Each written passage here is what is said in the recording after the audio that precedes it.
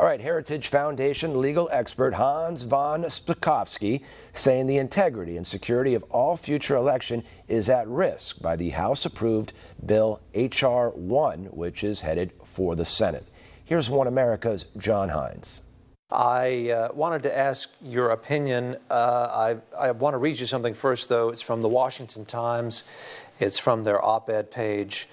Just recently, it's describing this bill, H.R. 1. H.R. 1, it's election reform from the House, says this bill expands mail-in voting, strips states of their constitutional power to regulate federal elections, and legalizes ballot harvesting nationwide so individuals can walk in ballots themselves, batches of ballots. Voter ID laws would be banned, and no voter would have to vote where he or she lives.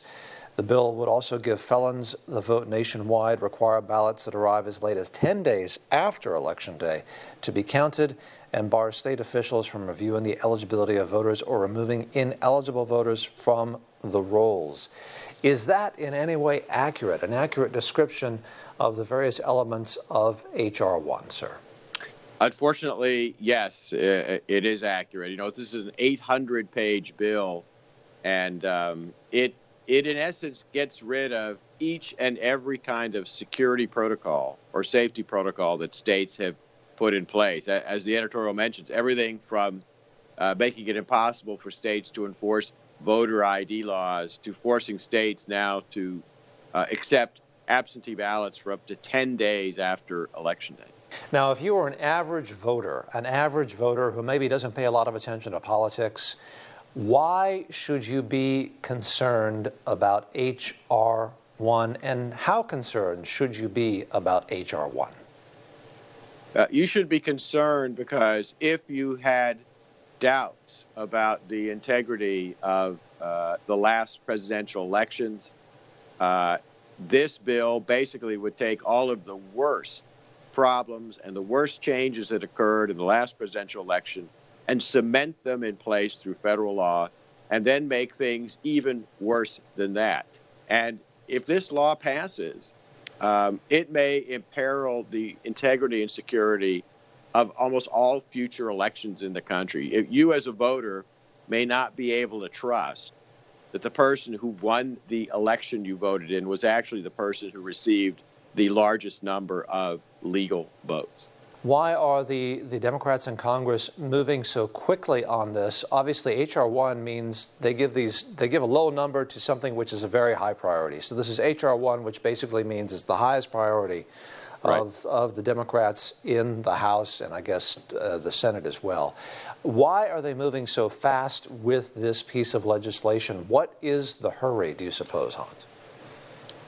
I actually think, I think there's a very cynical motive behind many of the people pushing this, and that is that they want to make it easy to cheat and easy to manipulate election results because they believe that will help them not only retain the power they now have in Washington, the exclusive authority they have in Washington, but retain it in the future. What are the chances that in the Senate they could pass something like this on reconciliation, or is this going to be subject to that 60-vote threshold? What is you can look into your crystal ball for a minute, Hans. What do you suppose may happen in the Senate with the level of support H.R. 1 may receive there at that time?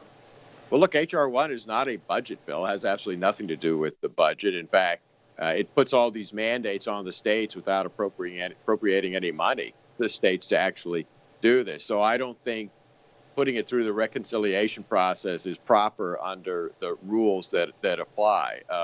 The key to stopping this bill is going to be the Republican caucus sticking together and filibustering the bill. But as you know, there's already discussion by some on the Democratic side, including Chuck Schumer, of ending the filibuster with regard to not all legislation, but just so-called civil rights legislation, and they consider this to be civil rights legislation. Hans von Spakovsky, Senior Legal Fellow at the Heritage Foundation. Hans, it's good to catch up with you. Thank you very much. Sure, thanks for having me. Thanks for watching the Heritage Foundation's YouTube channel. With more than 500,000 members, we are the nation's largest conservative research and education institution. We believe the principles and ideas of the American founding are worth conserving and renewing. Please help us further our mission by subscribing to this channel and sharing our videos with your family and friends.